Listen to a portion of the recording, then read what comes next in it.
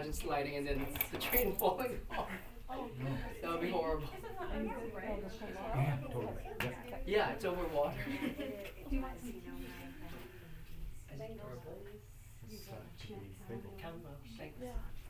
Yeah, so that's what's happening with I guess this is like third time now. It's really Poor quite. design. This snow dump, it feels very different to the last snow dump. This feels like Alberta snow. Yeah. It feels like Alberta snow? Yeah, yeah. It feels like the snow where it's kind of, well, it's snowman snow, but it's like big. Right. It's all big on the cars, and it kind Yeah. of, we're not equipped for it, I suppose. No. Yeah. Have you lived in Alberta? Yeah. Only for about 3 months, but in the winter. Oh wow. Yeah. Dry. Yeah. Okay. March, right? Michael. Hi, Michael. AKA. Michael's a movie star. Michael's a movie star. Yeah, He you might is. want to get his autograph. Awesome. Aren't you on the front of Semper Viva or something?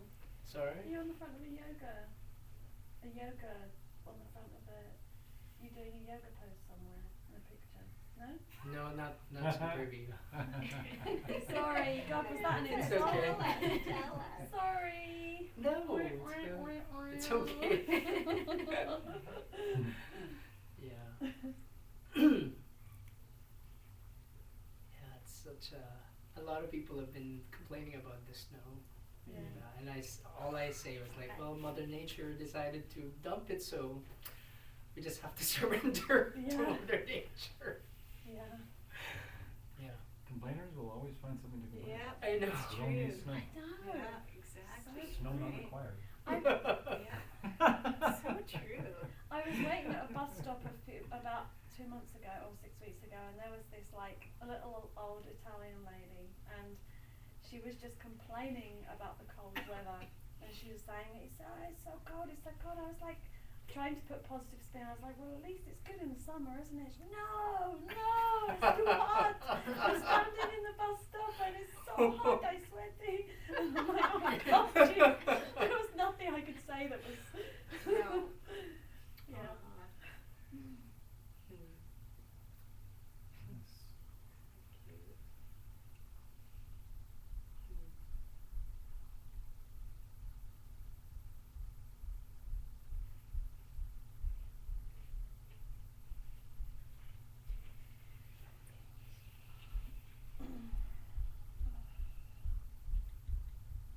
How was the soup? The Was it soup okay? was Yeah. really good. Was it good? Okay. Did I not thank you? and No, say it that's was good? okay. It's I'm sorry okay. about that. No, don't apologize. I was just curious if you even liked it or. Yeah. Anyway. I can't imagine you making a soup that I didn't like. You Yeah. got the touch. She's the soup queen. The soup Nazi. Soup Nazi. No soup for you. Oh my God, yeah. Yeah. No, it was really great. It was really, really great. You will Yeah, good. digest those lentils. I was never. Were you guys Seinfeld fans? I mean, I'd hear I was everybody. sort of. t- You know, I yeah. wasn't hardcore, but I Yeah. laughed like crazy when I was listening to it. Yeah. Yeah. I never really got into it, but Certain characters I really liked. Yeah. Like, yeah. I really liked George Costanza's dad. Like, it took. That's his real dad. Yeah. That's amazing. Yeah. Yeah. Yeah, it was I didn't really watch it a lot, but some of the characters were really Kramer. Kramer There's was some great. great characters in that. Eileen in the dancing scene, where that's how I dance. When you have Uh-huh. no sense of rhythm. It's like it's so funny. How about you, Mikey? You a Seinfeld fan? I've watched it. I'm not Yeah. like. So you didn't grab you. I would when I see it, I would watch it. Yeah. It's funny, but I'm not an avid fan. Seinfeld. Just like Friends, a lot Yeah. of my friends are obsessed with Friends. Yeah. Yeah. I mean, if I watch it and I'm it's funny, Yeah. but Friends fan. Okay, here we all are. The brave ones have made it. Well, I shouldn't say that. Not like the other ones aren't brave. Maybe people with no common sense were here. Let's put a different spin on it. Oh, sorry, okay.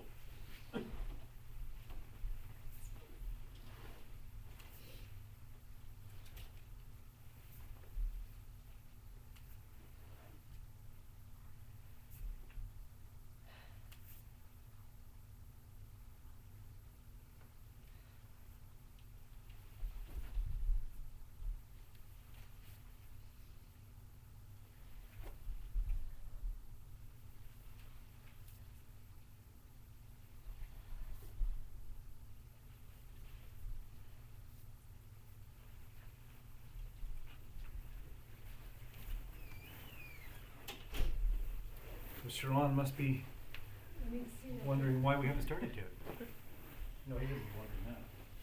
Let me He would just check know. and see if he's on. There is a viewer. Can he say hi There is to a viewer? us? Must be Sharon. Hi, Sharon.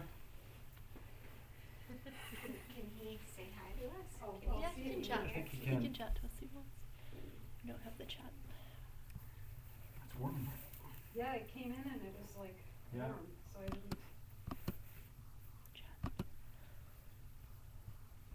No chatting. Well, no one will see him chat, but anyway. I'll just text him if he cuts off, cause Oh, sometimes. right. Then he'll text if it Yeah. does. Sharon, if it cuts out, text Christine. Text technical support.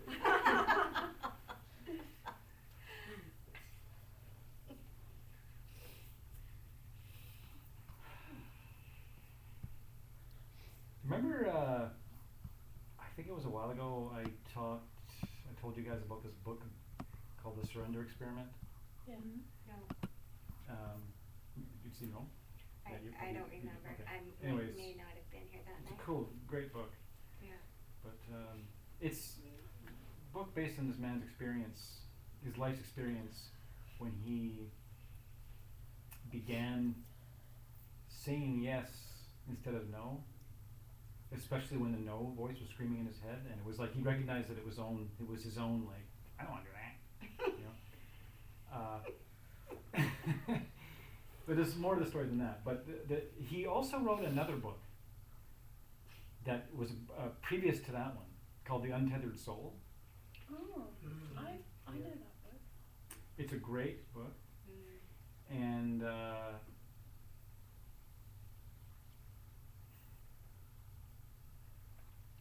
it really, the first chapter is a really great opening for the why we should be meditating. It's very simple. What he says is very simple and very true, and it's not dogmatic at all. It's just about here and now and what's happening in most people's minds.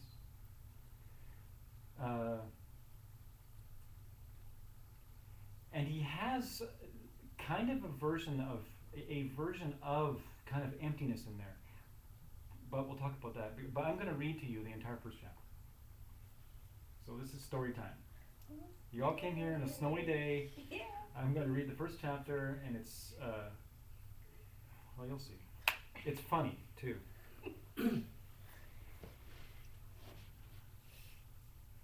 And just some backstory a little bit before I start reading. This is a fellow, he's Michael Singer. He wrote this in 2007, or it was published in 2007 anyways. And he happened to be hanging out one day on a couch, conversing with a friend, and he suddenly had the incredible, or the undeniable experience of there's a voice in his head. There's a voice narrating his whole life. So what he had the karma to experience is he gained access to the witness.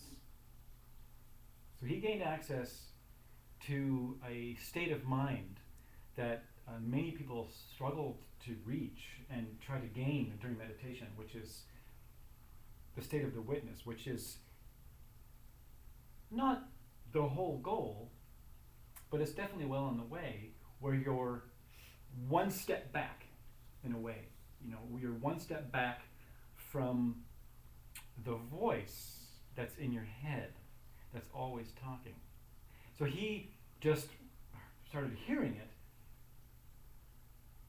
and it's not like it was a thing where he had a realization or something and it went away. It just continued. It continued. And it began to be very apparent to him that that voice was all his trouble. That voice was really all his trouble. And then it took him years of trying to figure out how to deal with it. And all his research on it that he tried was all, nobody was saying anything about it till he finally read a Zen book.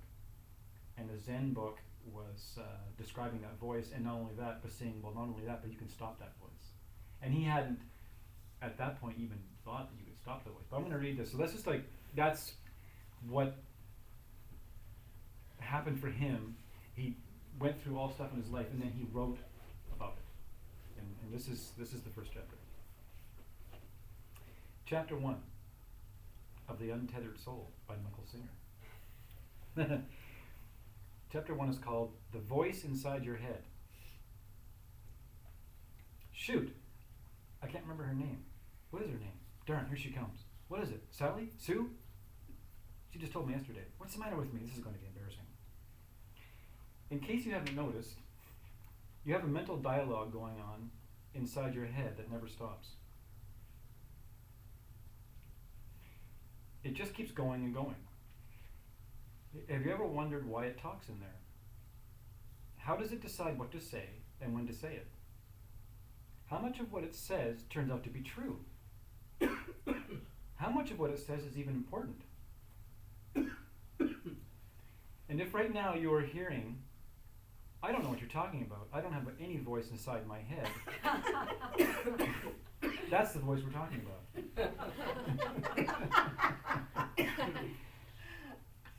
If you're smart, you'll take the time to step back, examine this voice, and get to know it better.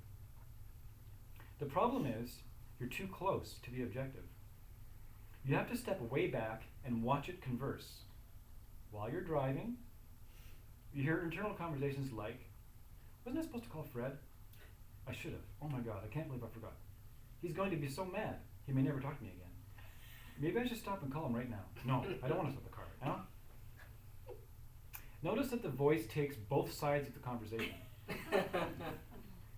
It doesn't care which side it takes, just as long as it gets to keep on talking.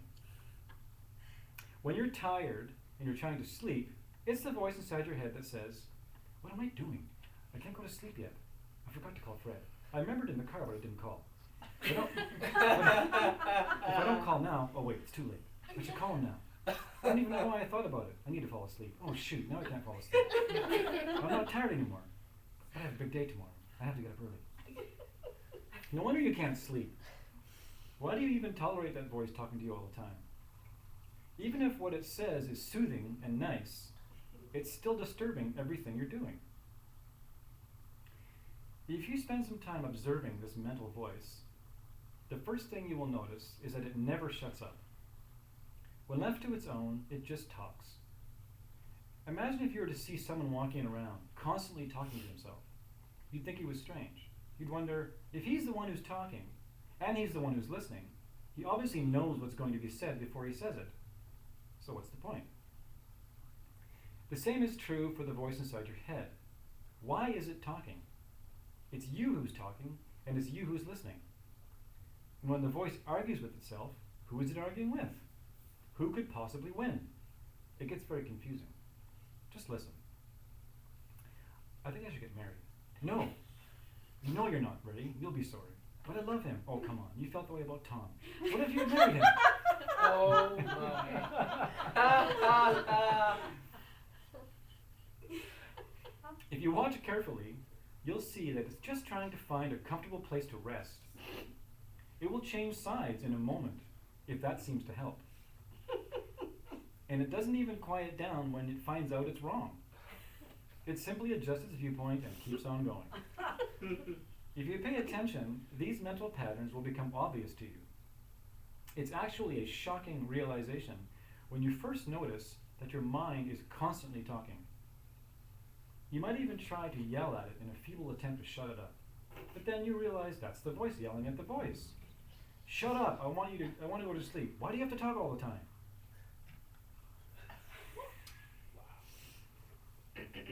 Obviously, you can't shut it up that way. The best way to free yourself from this incessant chatter is to step back and view it objectively.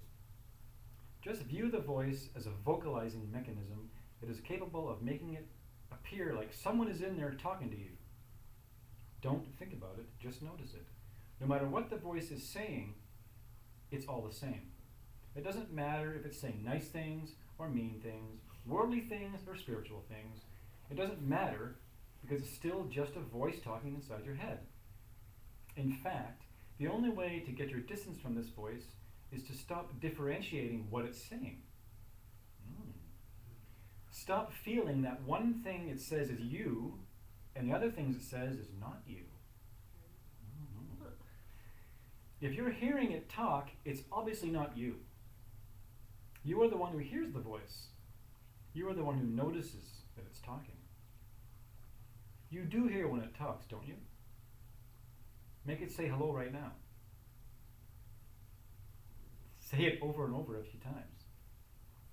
Now shout it inside. Can you hear yourself saying hello inside? Of course you can. There is a voice talking, and there is you who notices the voice talking. The problem is that it's easy to notice the voice saying hello, but it's difficult to see that no matter what the voice says, it is still just a voice talking and you listening. There is absolutely nothing that voice can say that is more than anything else it says.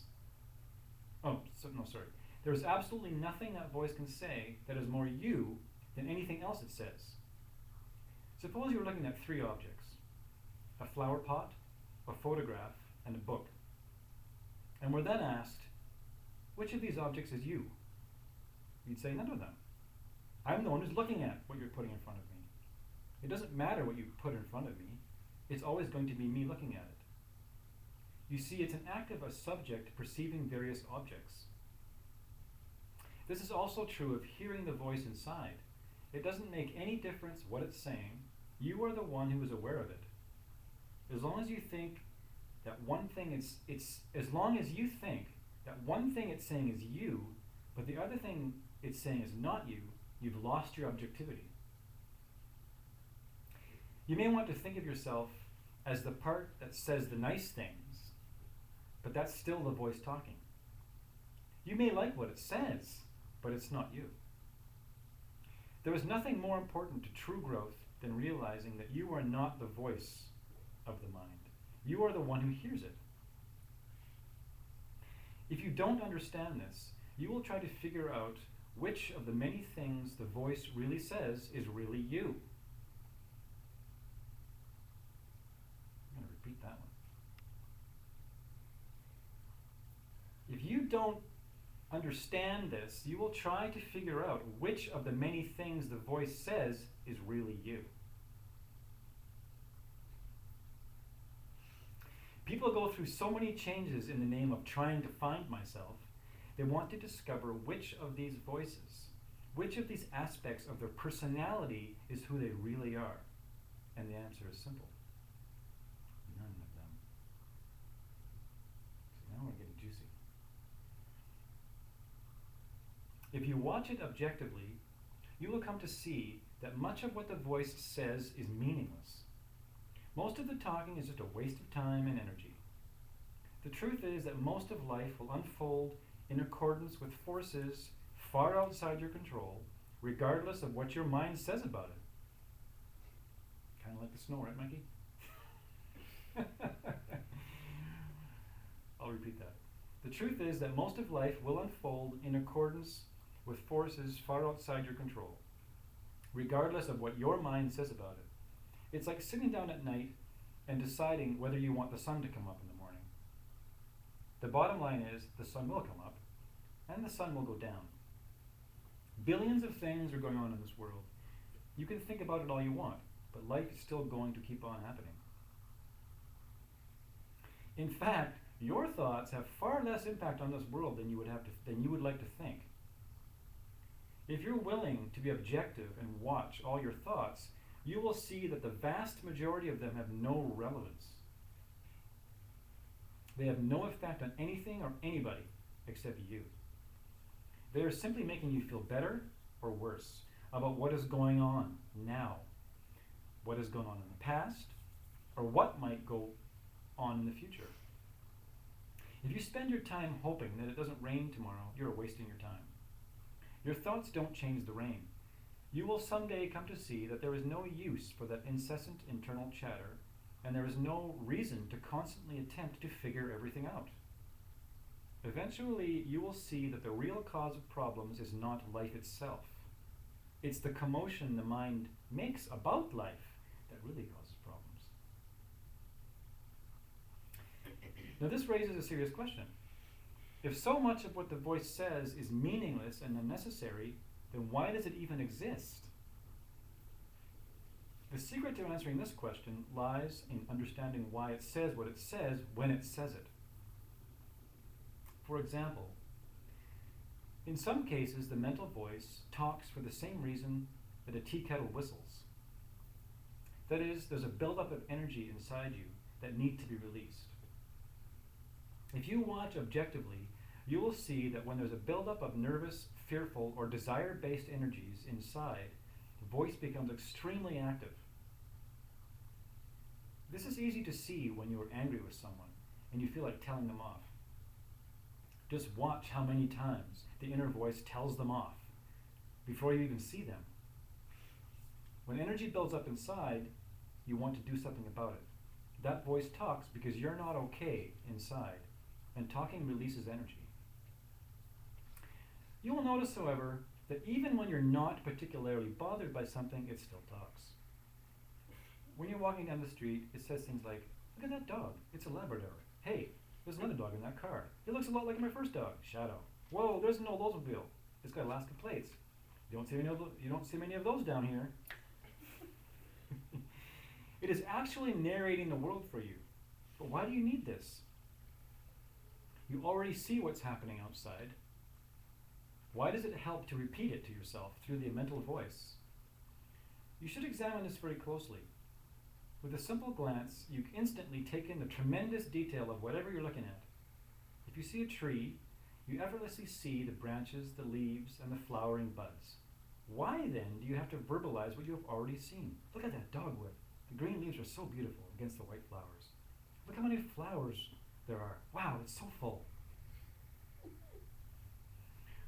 What you'll see, if you study this carefully, is that the narration makes you feel more comfortable with the world around you.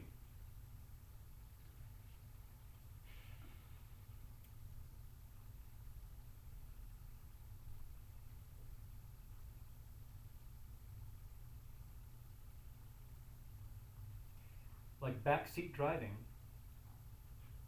it makes you feel as though things are more in your control. You actually feel like you have some relationship with them. A tree is no longer just a tree in the world that has nothing to do with you. It is a tree that you saw, labeled, and judged. By verbalizing it mentally, you brought that initial direct experience of the world into the realm of your thoughts. There it becomes integrated with your other thoughts, such as those making up your value system and historical experiences. Take a moment to examine the difference between your experience of the outside world and your interactions with the mental world. When you're just thinking, you're free to create whatever thoughts you want in your mind, and these thoughts are expressed through the voice. You are very accustomed to settling into the playground of the mind and creating and manipulating thoughts. This inner world is an alternative environment. This inner world is an alternative environment that is under your control. The outside world, however, marches to its own laws. When the voice narrates the outside world to you,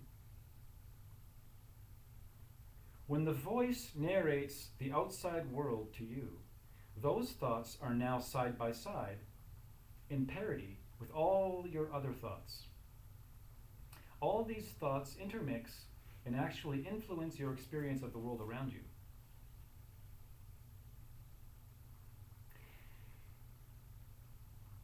Now, some of you Buddha heads in the room might be thinking at this point about projections. and about the emptiness of an object. You know, this is we talked a lot about that in the ASI classes, about how it is that there is nothing self-existent. There is nothing about this object that is telling us that it's a napkin, if it is indeed a napkin. And that it's only a napkin if you see it as a napkin, but that's a story for another day. But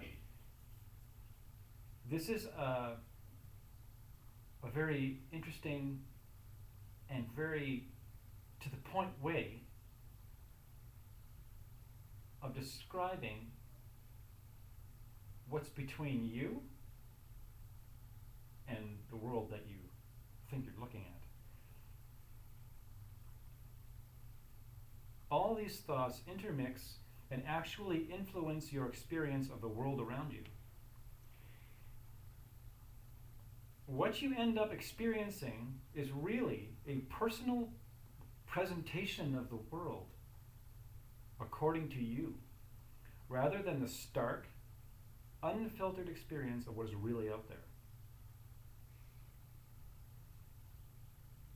So is the difference between objective and subjective? Yeah, so you'll notice this is one of the reasons why we do the meditation, and we're trying to focus on the feeling alone, right? Feel the belly breathing, or the feeling of the legs touching the, and watching.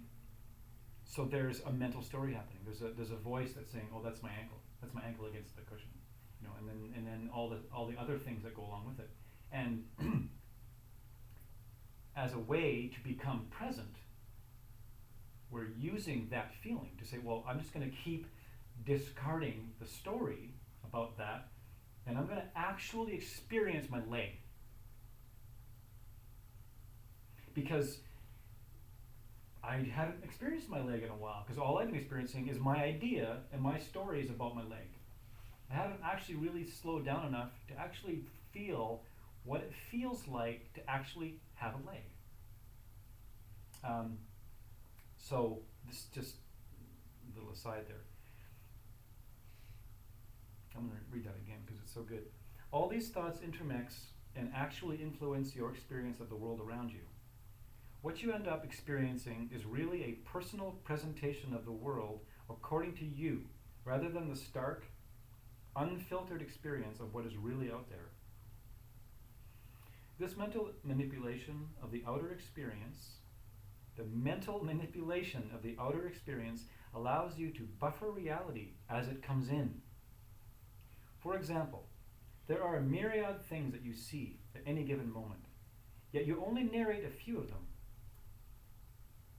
The ones you discuss in your mind are the ones that matter to you.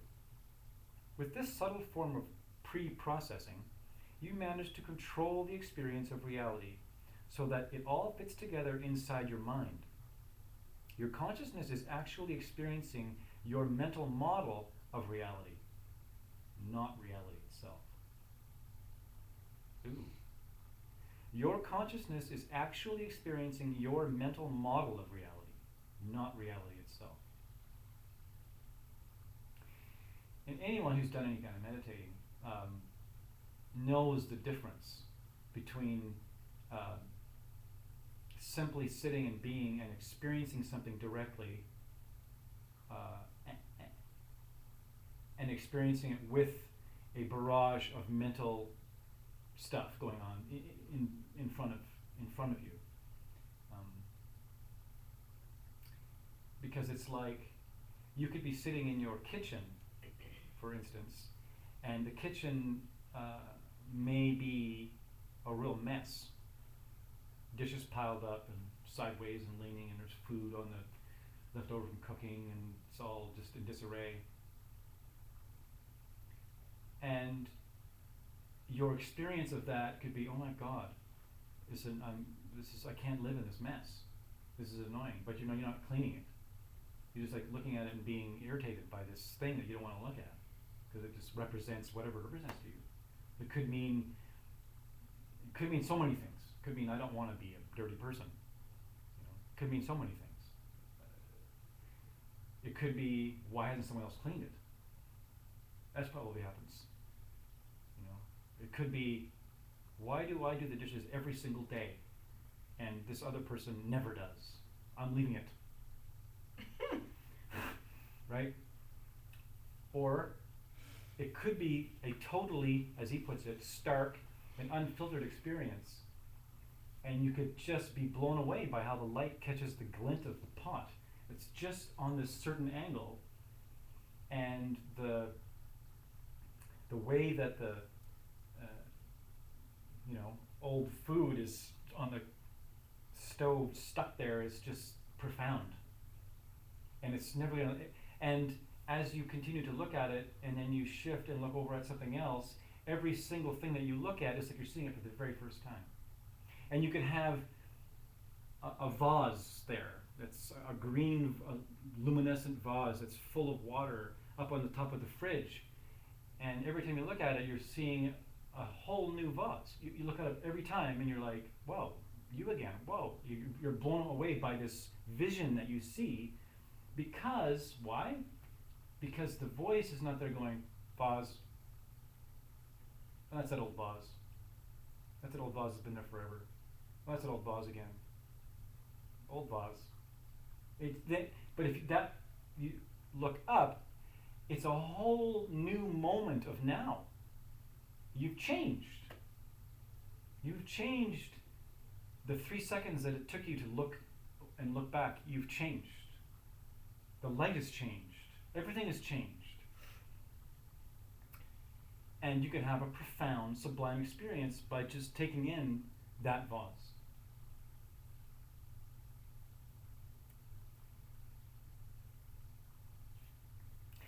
You have to watch this very carefully, because you do it all the time. You're walking outside in the winter, you start to shiver, and the voice says, "It's cold." Now, how did that help you?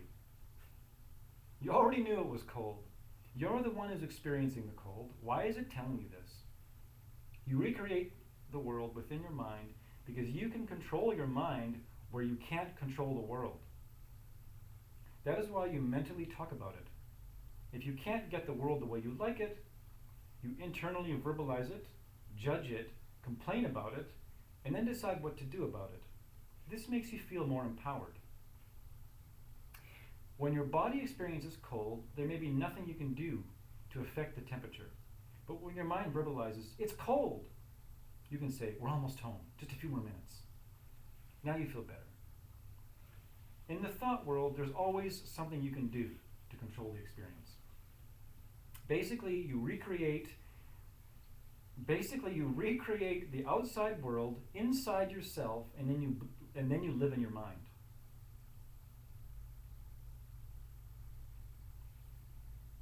What if you decided not to do this?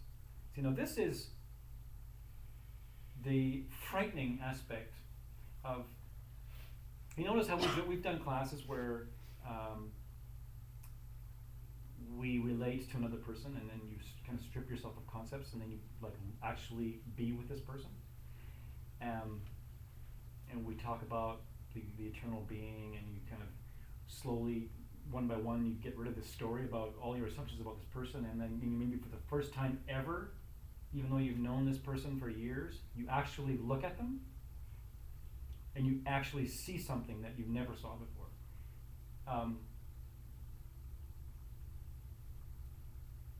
I've seen so many people just break down and cry.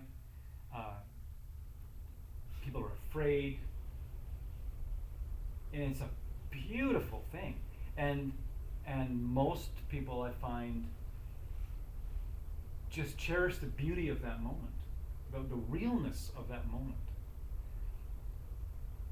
So this is what he's talking about here, is what if you didn't do that? What if you didn't have that going on in your head as you experienced someone or something?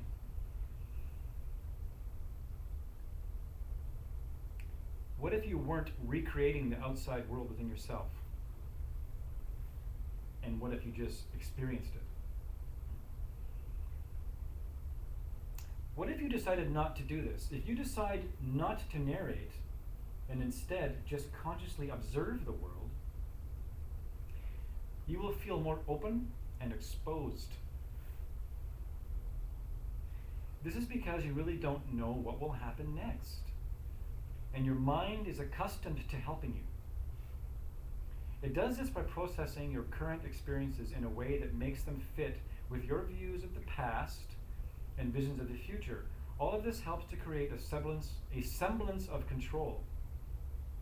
If your mind doesn't do this, you simply become too uncomfortable. Reality is just too real for most of us, so we temper it with the mind. You will come to see that the mind talks all the time because you gave it a job to do. You use it as a protection mechanism, a form of defense. Ultimately, it makes you feel more secure. As long as that's what you want, you'll be forced to constantly use your mind to buffer yourself from life instead of living it. This world is unfolding and really has very little to do with you or your thoughts. It was here long before you came, and it will be here long after you leave. In the name of attempting to hold the world together, you're really just trying to hold yourself together. True personal growth is about transcending the part of you that is not okay and needs protection. This is done by constantly remembering that you are the one inside that notices the voice talking. That is the way out. The one inside who is aware that you are always talking to yourself about yourself is always silent.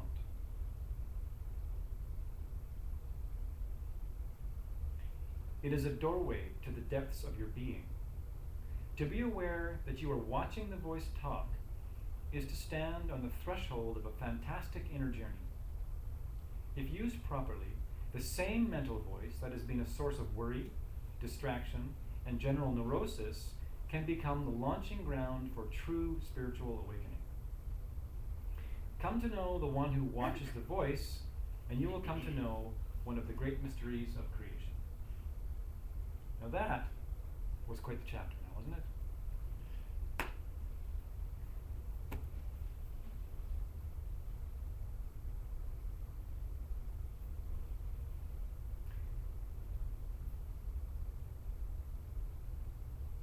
So he's talking about the witness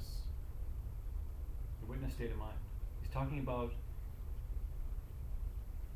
developing that ability, and it's tricky because the voice is close to home.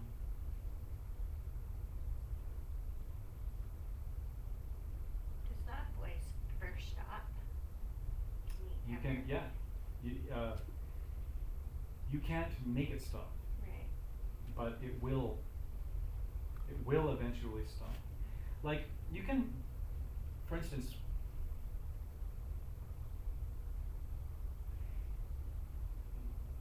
you can notice in your body, if you just sit here and you decide that you're going to put a stop to the voice.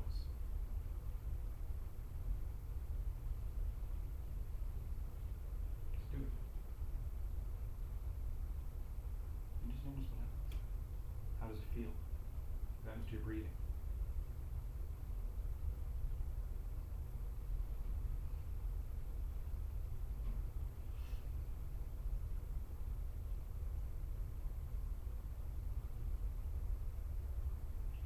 People that have meditated for years can just turn it off.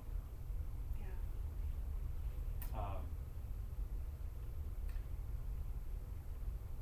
It just brings me back to Sharon's question about, you try and every day or not, like, but you just consistently,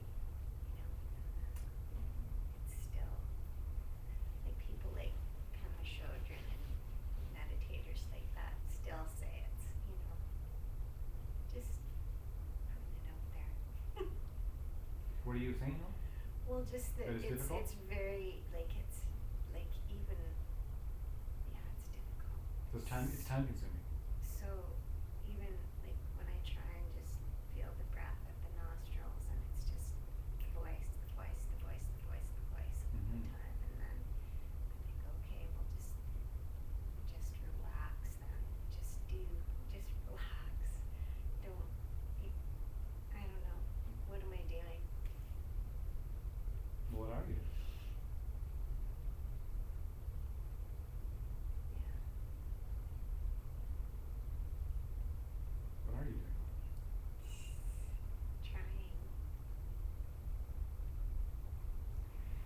see, this is the thing about that voice is What am I doing? it's not that it's not useful. It's just that it's mostly not useful for people that are unaware of it. Because the voice, But we're totally, aren't we? We're aware of it though. People that have come and been. well, I'll tell you, this is a We're this is a so- bestseller. We know. There's like, millions of people that went, "Are you kidding me? You are not alone." There, Right. there are people that have read this and went, "Oh my God, it's so true," and have never noticed. Yeah. If you live your whole life Yeah. just never noticing that, Yeah. you're just gonna think that that's just what it is to be human. That's just reality. It's like that whole thing about what is it? You put a piece of glass in a fish tank, whatever, and the fish. You divide a fish tank in half with a piece of glass, and the fish swims and will stay on the one half, and then after so much time, you pull up the glass, and the fish will stay on the one side because it just thinks it's there. That's normal. So if your voice has just become you as you know it, why would you? You know, it's just you'd think it's just normal. I mean, all the incredible attacks of mental confusion. You're just like, well, yeah, this is me. That's normal. That's what people, without ever thinking, wait a minute, that's just a voice. That's just a sound. It's just a sound. And someone's hearing that sound. So you're the silence, not the noise.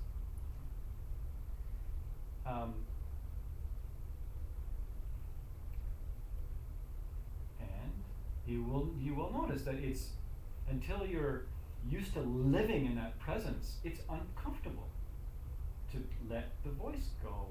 But anyways, I was saying, but there are things we need to do in life, like organize things and like make a list for something. We're gonna go, like, like Joyce does work at UBC.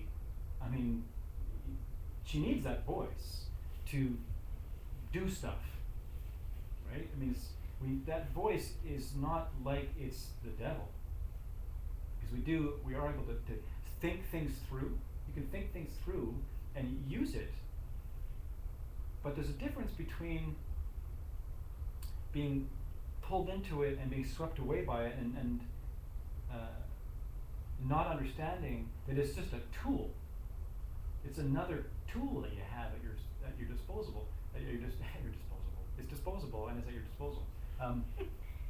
But that you can use or just not be even aware of it, and then it's like kind of taking over your life and like ruining your life in a way. But if you've gained a witness mind, you can have the serenity, you can have the inner comfort, inner peace and serenity and inner love, and still have a thought process and understand that that's not you. It's just something that you're doing. It's like learning to play guitar, for instance. Like you need that voice to think about and talk about in your head about, like, okay, I need to put my finger here, this and that. And then at some point when you play a chord, that voice is no longer necessary, and it's there. The chord is there without thought. And like any sort of master at any trade or anything, they reach the point where the voice is unnecessary for them to do the craft, and then they've reached a whole other level. Right? But until then, the voice instructs. The voice helps them with the scales. The voice helps them with their like electronics course, or with their whatever course, with acting. Learn, and then at some point, the voice is gone, and you're spontaneously in the moment performing, creating whatever it is, which is an extremely sublime and different experience than that voice chattering in your head as you're trying to do something. But before you get there, the voice helps us get there. So yeah, it just takes time and time and time and time, and you meditate, and it's worth it. It's worth the years it's worth the years, you know. Like, you know, if at some point, like 5 years from now, even, you can sit down and meditate for like 60 minutes. Maybe right now it's 12 minutes. Maybe right now it's 20 minutes.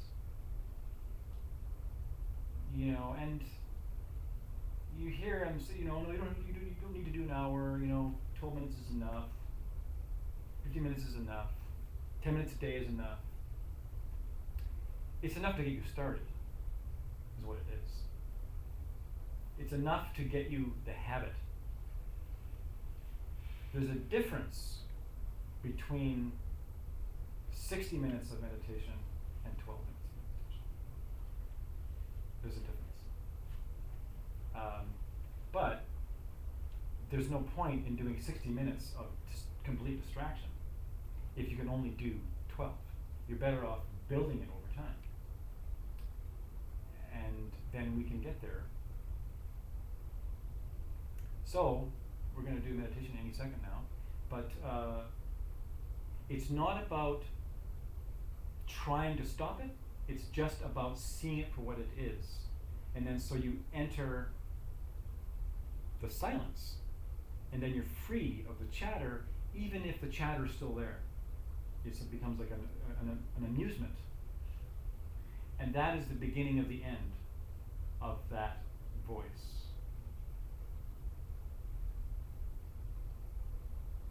Because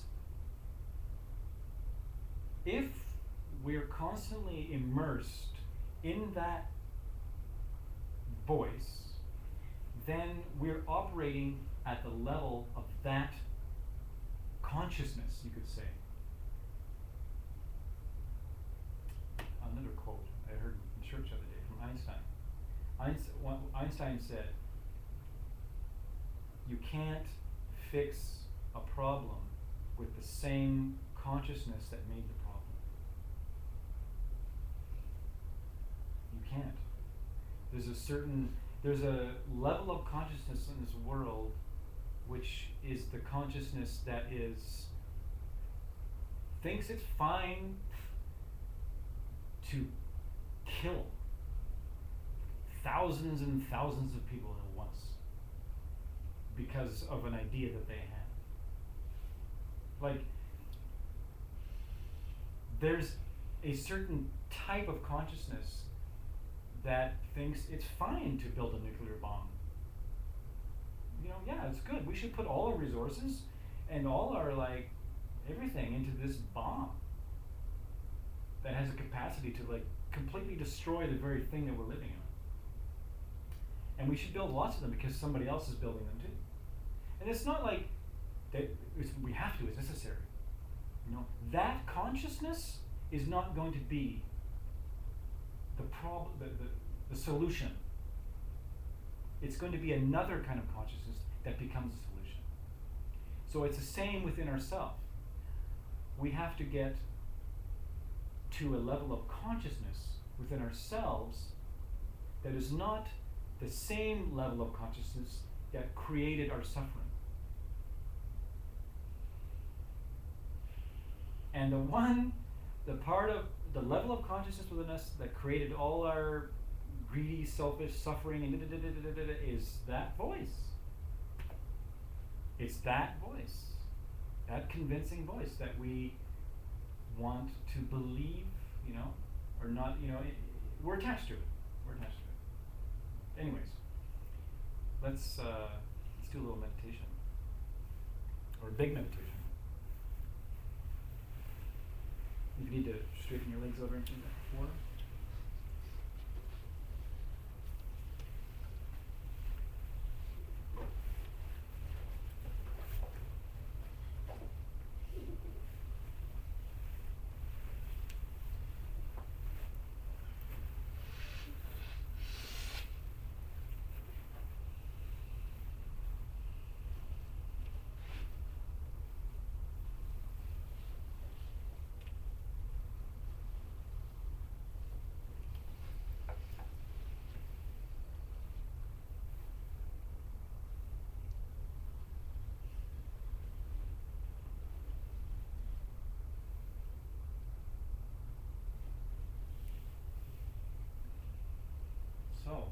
gently drop in to your meditation.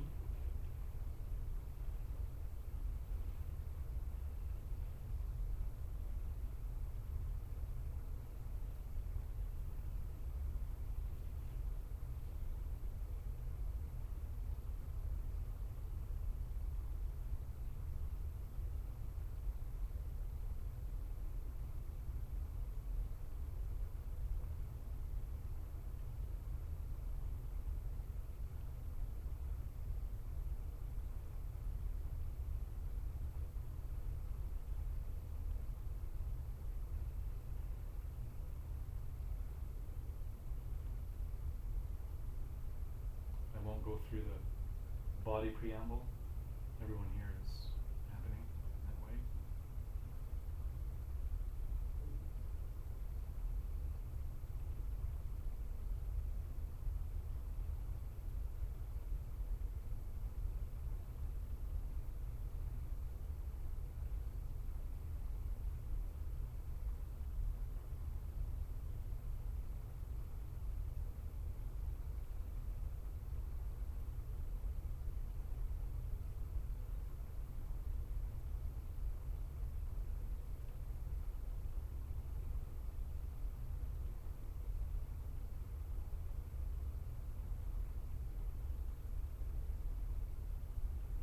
And we're going to begin this meditation by going directly to the breath at the nostrils.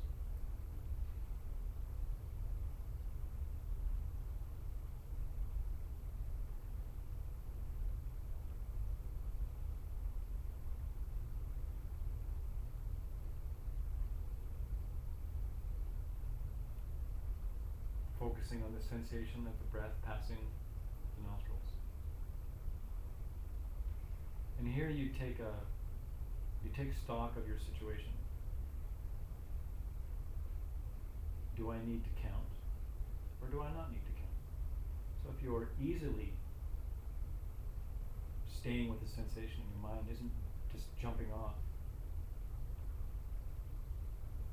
then you don't need the added job of counting that the mind could use. But if you need like that assist, then you decide, okay, I better count right now. And then you punctuate the pause between the exhale and the inhale with the number 1.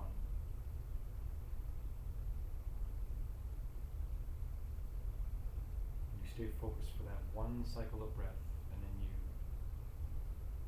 punctuate the pause between the next exhale with the number 2.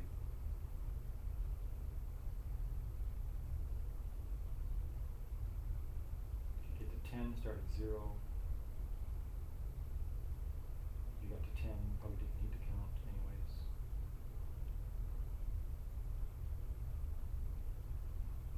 But joyfully returning to the object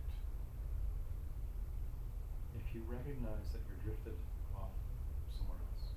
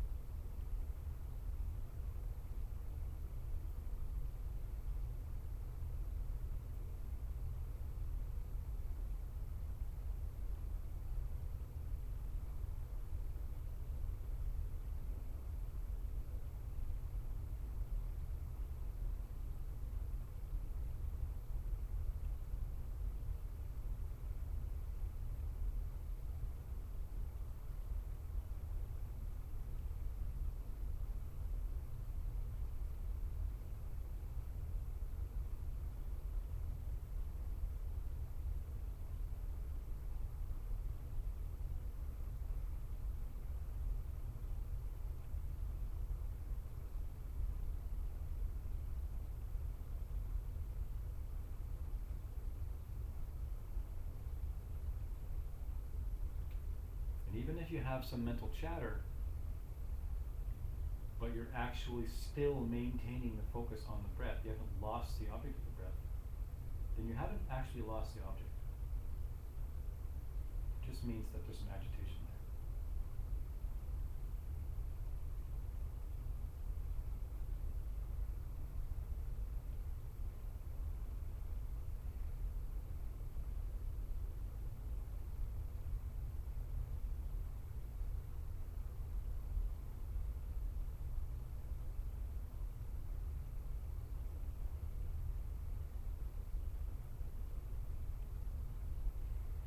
So now we're going to lift off this focus and enter into the realm of watching our mental world, watching our thoughts.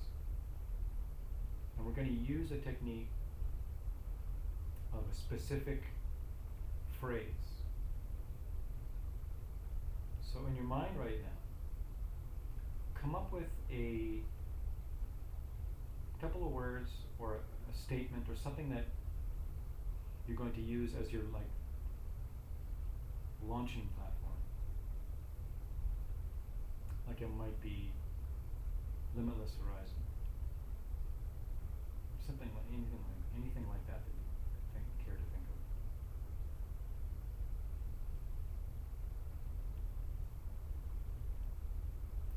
of. Now that you have your phrase,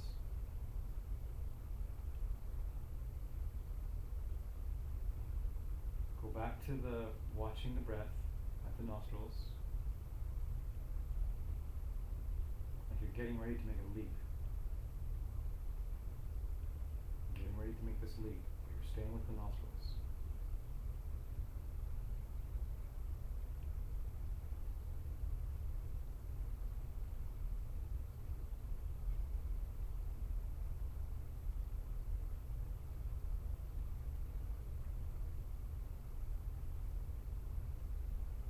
So now, jump off the nostrils, leave them be, and begin to repeat that phrase in your mind. Hear it in your mind, this phrase of yours.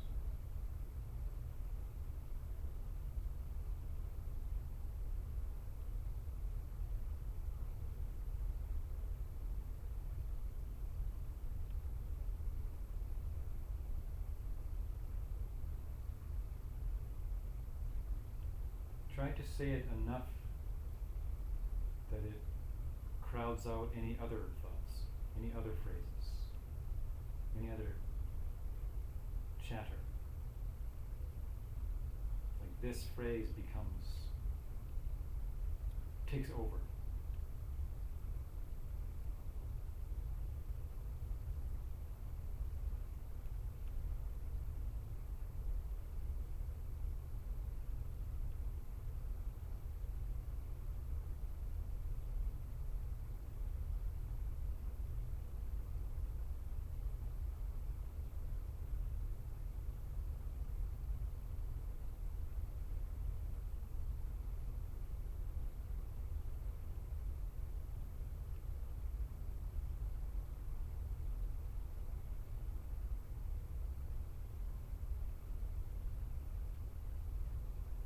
Begin to notice as you repeat this phrase,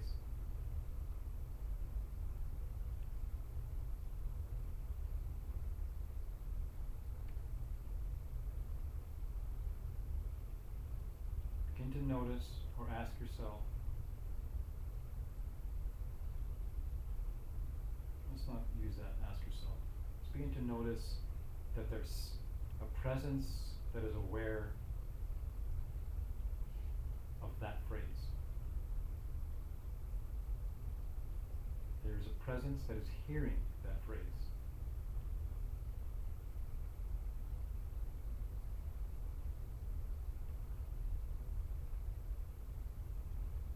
And the only way that that presence can hear that phrase is if that presence is silent.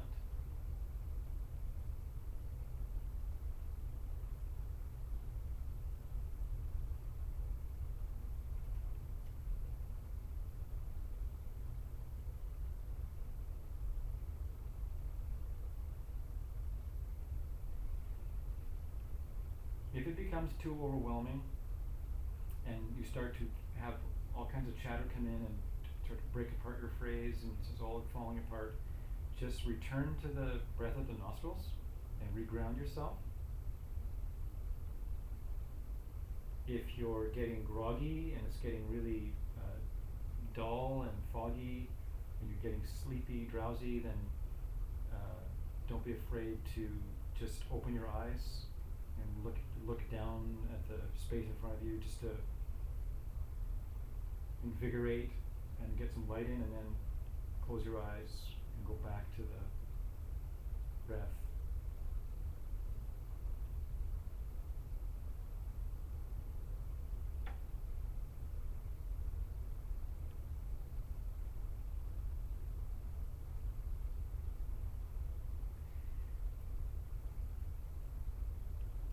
So without having to talk about it or say anything about it, you know that there's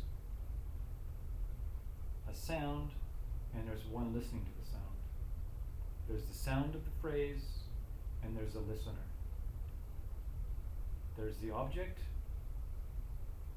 and there's the witness of the object.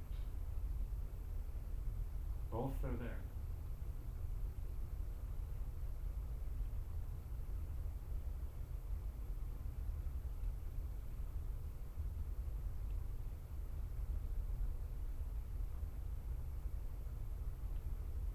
The next step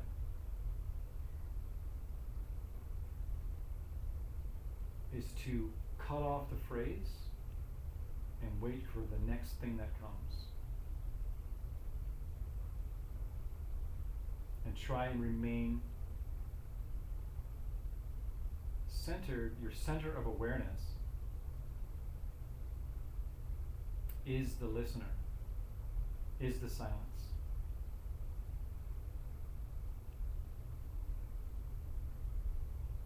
The challenge, so losing the object here is going to be a thought form comes and you get carried away in the thought form and start following a story and you disappear and fade away into some fantasyland story and you've forgotten that you're really just trying to watch as the next thought comes and goes. And you'll notice that if you can stay with this listener, any thought or phrase that comes will appear, stay for a bit, and then it will just disappear.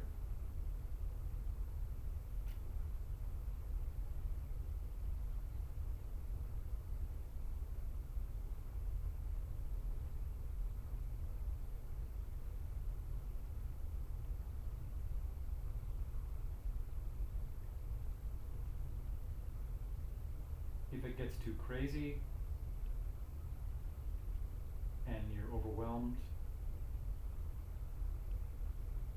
by being carried away, start repeating the phrase again. So you return to the phrase. Okay, back to the phrase. Or beginning at the phrase again.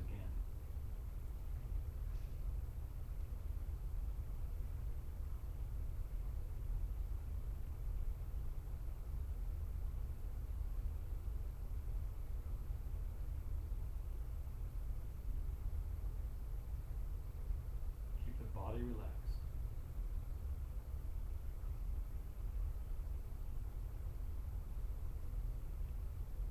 This should be exciting. Gaining the power, awareness of the voice.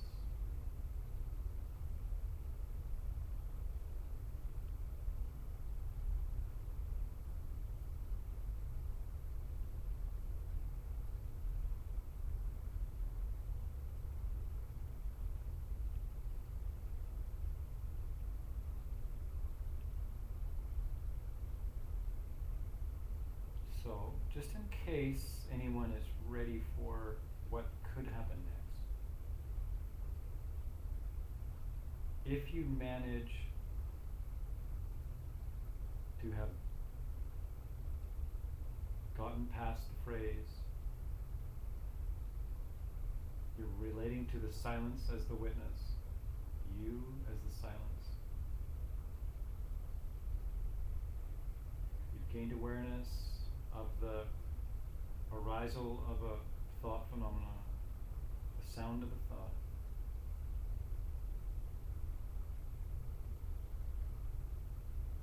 It comes, it appears,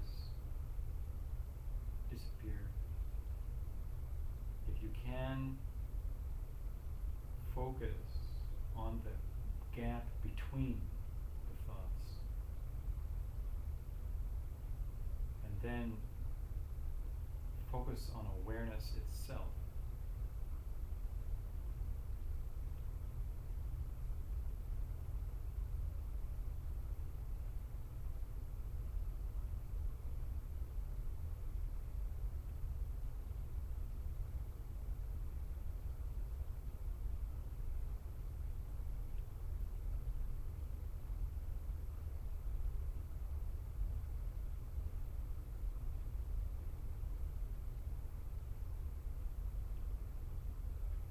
if you do that, and then you start having an internal conversation about what awareness is, you've lost your object. Then you have to go back to watching that.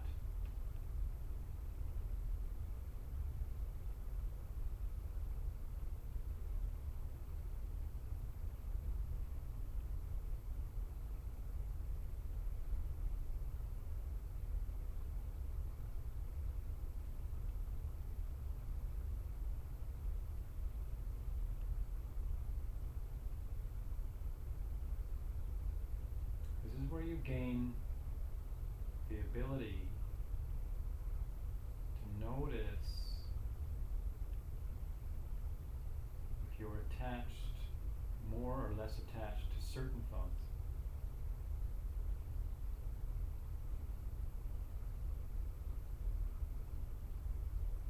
And if you more or less believe certain thoughts.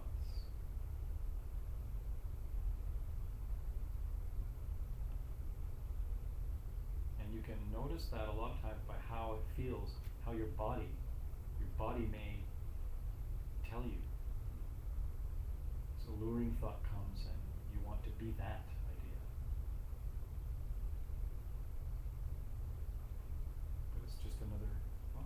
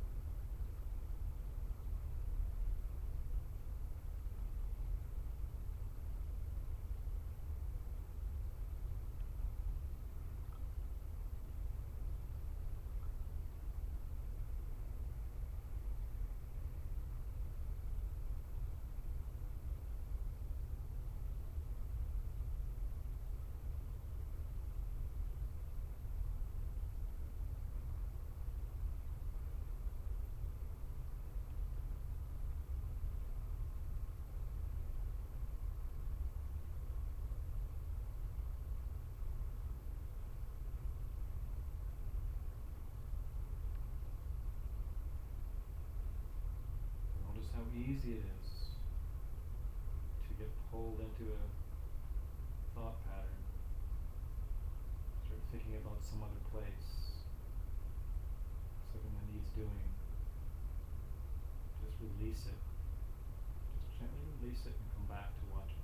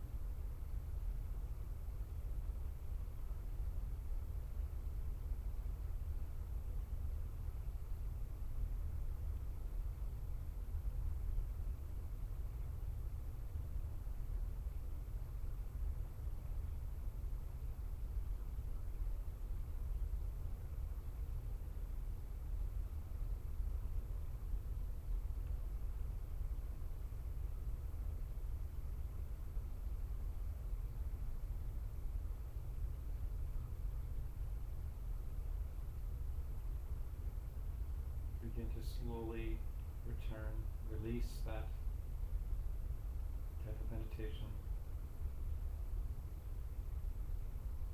Relax your way back,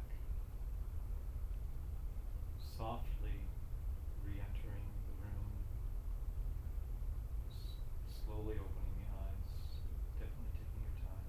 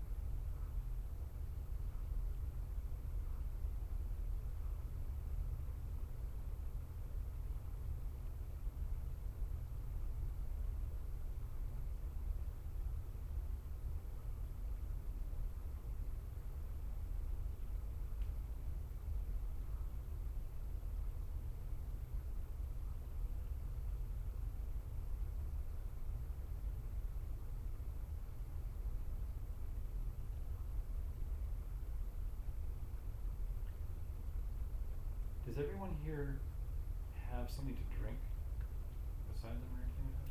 Water or anything? So now, just try and keep that mind and try and not allow the chatter to influence your drink, and just swallow whatever and experience the whole thing.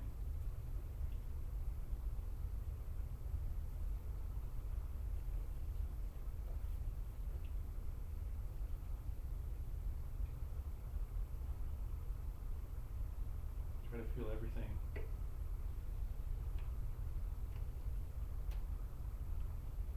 And follow the path of the experience. Maybe you'll get to your toes.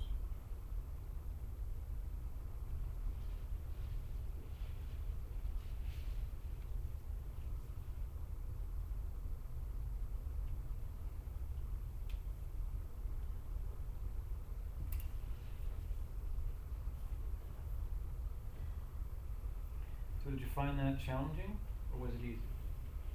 Probably everyone will be different. And then also, each day will be different. Anybody want to say what their experience was doing that, or each stage of kind of going from the breath and then leaping off to the phrase, and then anything that you noticed or would like to ask or talk about?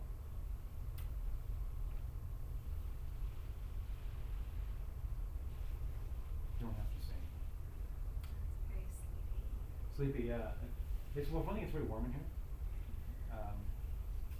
But yeah, that can be sleep-inducing. Well, Yeah. I think I also just haven't been sleeping very much, which might be part of it. Is That's it just also generally sleep-inducing. more challenging Not to sleeping is sleeping. meditate? Yeah. Yeah. That is actually one of one of the classic meditation obstacles is simply not getting enough sleep. Yeah. So it's like, good luck, we don't get our sleep. It's just, meditation turns into a snore festival. Yeah. For sure. I found that when I had my phrase, to say it slow wasn't enough. Mm-hmm. I had to speed it up. Mm-hmm. So it became really fast. Mm-hmm. So there weren't any gaps in between Yeah. in order to stop So nothing to get in. get in. And yeah, and then when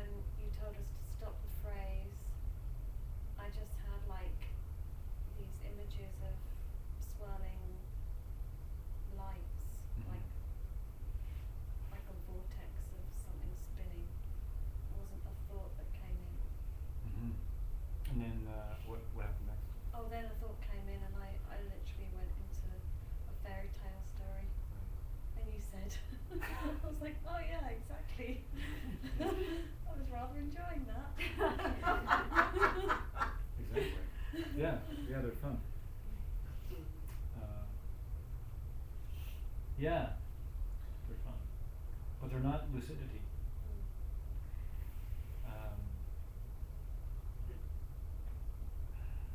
Yeah, it's a great awareness. You know, it's a great awareness to realize, oh man, I got to speed this thing up. That's good awareness. Because I don't know, if you've done this much, you'll. It's a sneaky voice. It's like appears from all over the place. It's like behind you now.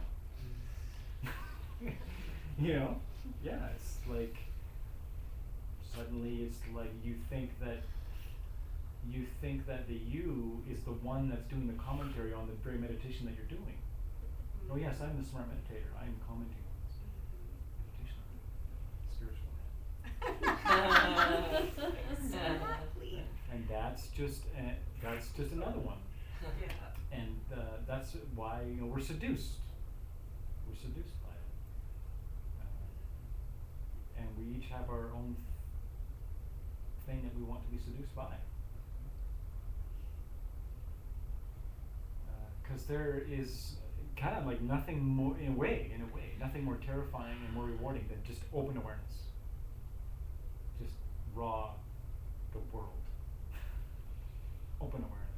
It's extremely blissful, and also can be terrifying until you're used to it. But it's like the experience of simply the miracle of being alive, of being aware. We don't often, supposing that most of us don't often actually consider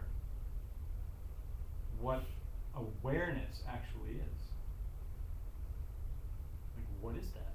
What is that gives us, that makes us awake and allows us to process and have an experience? And what is in between us literally knowing that and sitting in that seat and just not knowing that and just being pulled this way and that by all these things that come and go in the mind.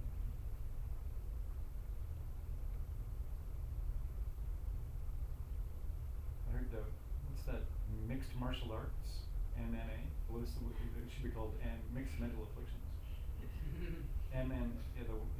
A lot of the world is MMA, mixed mental afflictions. Just like, so the way out is noticing it. Just noticing it.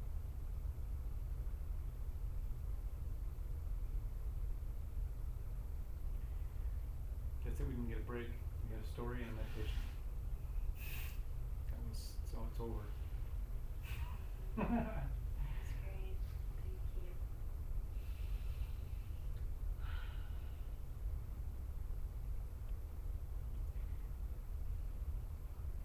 So I just invite you. I invite you to explore that in your waking life, in your interaction with people. Like, there is never a moment that goes by that you don't have an opportunity to try and notice what level of mind you're treating the situation with, and how present you are or aren't. And you'll probably find that a big part of becoming aware of this voice will also allow you to become aware of when your body is tense and when your body isn't, when there's tension and when there isn't. Because that voice, you can have some relaxing thoughts and you can have some thoughts that cause your shoulders to tense up. Like, what do you think's going on in your head? What are the thoughts in your head when you meet someone you're like this? Like, there's something happened, right? It's like, so the body just will instantly, Contract. Yeah, and so if you start to notice, oh, I'm having this thought, maybe you can learn to relax the body and the mind at the same time, and then you can have an open experience of whatever's happening.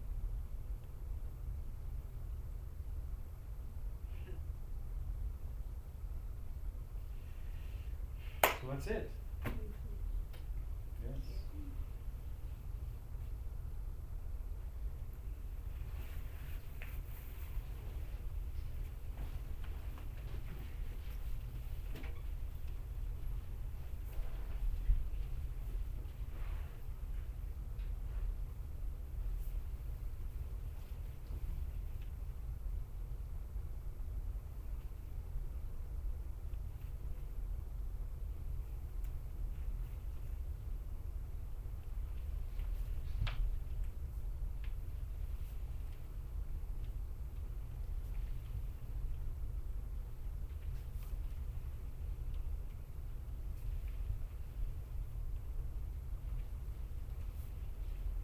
Thank you, everybody.